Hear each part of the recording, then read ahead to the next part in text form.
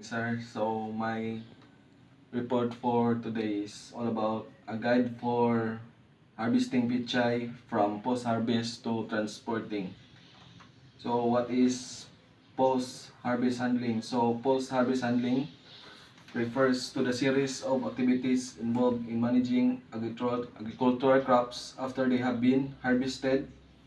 It encompasses various processes aimed at preserving the quality, extending the shelf life, and maximizing the value of the harvest produce. So benefits of post-harvest harvesting to pichay: preservation of quality, proper handling helps maintain the pichay, crisp texture, vibrant color, and fresh flavor. So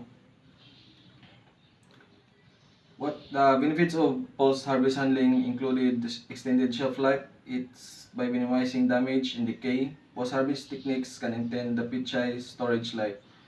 And the second is reduce food waste. Proper handling helps prevent spoilage, reducing food waste and economic loss. And third is it enhances nutritional value by preserving the picchay's quality, and its nutritional value is retained. So here are the case stages and best practices for post-harvest handling of pichay. It includes harvesting, initial handling, cleaning, sorting, ingrading, packaging, cooling, storage, and the last is transportation. So harvesting pichay involves a few steps to ensure the leaves remain fresh and high quality. So here's a basic guide to handling pichay during harvesting. So number one is the harvest timing. So pechay is typically ready to harvest in 30 to 50 days after planting, depending on the variety and growing conditions. Harvest when the leaves are full size but tender. It allowed to grow too long, pechay become tough or start flowering. So the second is harvesting method.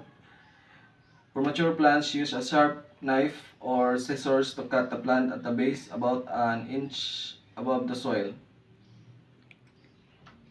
So the third is cleanliness. Gently shake off any soil and rinse with clean water to remove dirt and pesticide if needed. So sorting and grading are essential steps in post-harvesting handling to ensure the quality, consistency of pechay. So there's an overview of the process. So initial sorting, so remove damaged or diseased leaves after harvesting. Remove any damaged, yellow, or diseased leaves to ensure that only healthy and marketable plants are kept.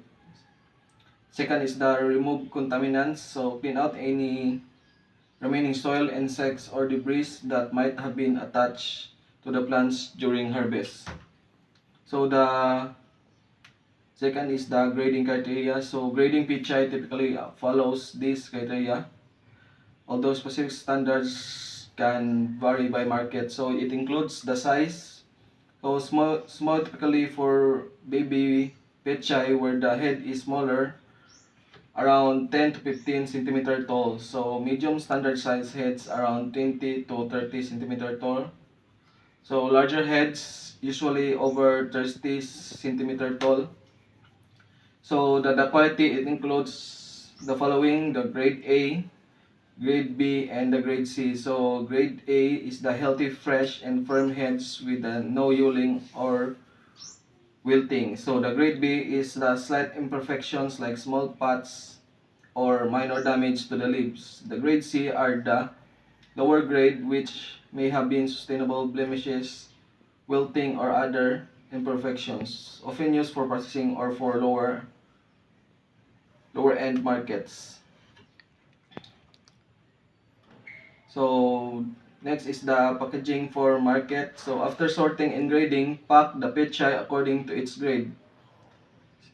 So grade A plants are packed in larger air permeable containers, crates, or boxes to maintain freshness, while the grade B and C pechay might be packed in smaller quantities for different markets or uses. So use plastic bags with perforate perforations to allow ventilation, reducing excess moisture and preventing rot. So the fifth is the final inspection. Before skipping or selling, a final inspection is done to ensure that the sorted ingredient pichay meets market standard. So any further damage or unsatisfactory produce are removed by following this sorting and grading process. Pichay can be efficiently prepared or different market segments maintain quality and customer satisfaction. So the storage is the place the harvested pichay in cool shaded area to reduce wilting. Store in a refrigerator or cool storage with high humidity to maintain freshness. So packaging for commercial sale, pack the pichay to perforated plastic bags to allow airflow, preventing moisture build up which can lead to rot. So let's move on to post-harvest care. So includes the pre-cooling. After harvesting, it's important to handle the leaves thickly to avoid bruising. You can also place them in cool water, hydro-cooling shortly after harvesting to preserve crispness. So the transportation of bok choy requires careful planning to maintain freshness and quality. So pechay is highly perishable, so proper handling is essential to minimize spoilage and damage. So below are the key steps in transportation process.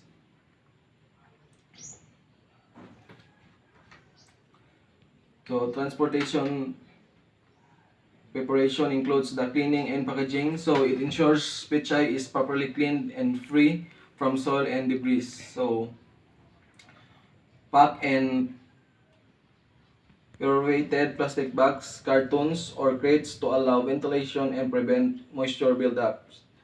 So arrange in a way that prevents cruising or bruising. So the temperature management, it include pre-cool pechay to remove field heat and reduce expiration rates. So ideal storage temperature for pechay during transport is -0 to 5 degree Celsius with a relative humidity of 90 to 95%. So the loading process is you can use the proper containers. So use clean, sanitized crates or boxes that can withstand stacking without damaging the pechay. So prevent overloading. So avoid overloading to reduce the risk of cruising the lower layers.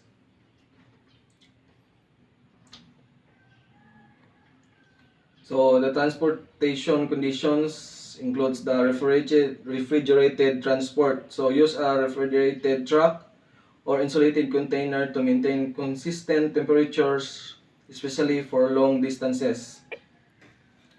Ventilation is ensured to proper allow airflow to keep the temperature stable and prevent the accumulation ethylene gas which accelerates storage. So shock absorption, use vehicles with suspension systems to reduce vibrations and thoughts that could damage the leaves.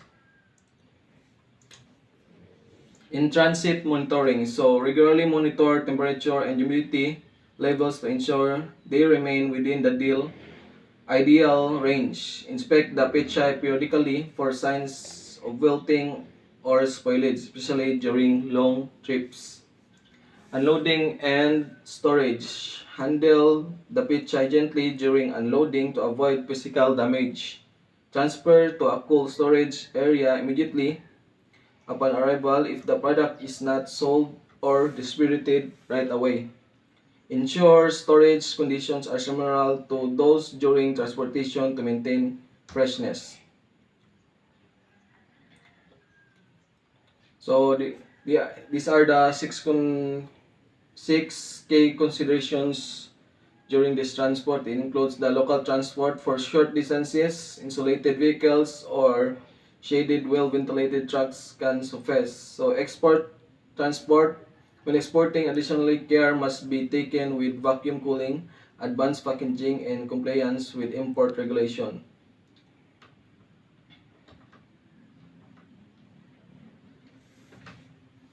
So these are the pre-transport preparation, cleaning and packaging. Ensure pechay is properly cleaned and free from soil and debris. Back in perforated plastic bags, cartons, or crates to allow the ventilation to prevent moisture build-up. So arrange leaves in a way that prevents crushness or bruising. Pre-cool pechay to remove field heat and reduce filtration rates.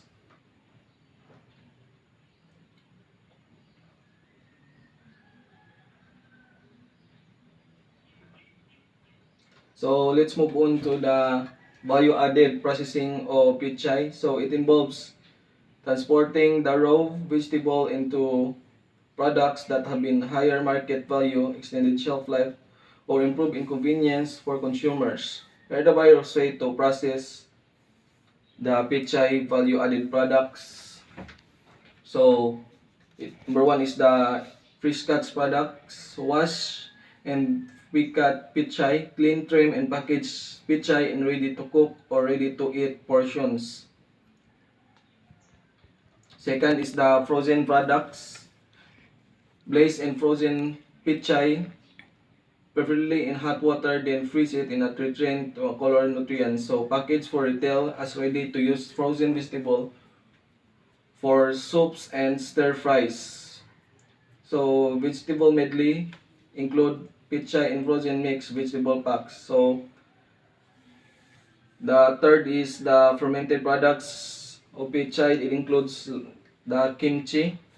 So pwede natin gamitin na pechay na paggawa ng kimchi. So it appeals to be health conscious consumers due to its probiotic benefits. Pechay as kimchi is a base for making kimchi by fermenting it with spice, garlic, and other seasoning. So, meron din tayong pickled pechay. Prepare pickled pechay with vinegar, sugar, salt, and spice packaged in jars or pouches for sale. So, ika-apat ay ang dried products, dehydrated bok choy, or pwede yung magawa ng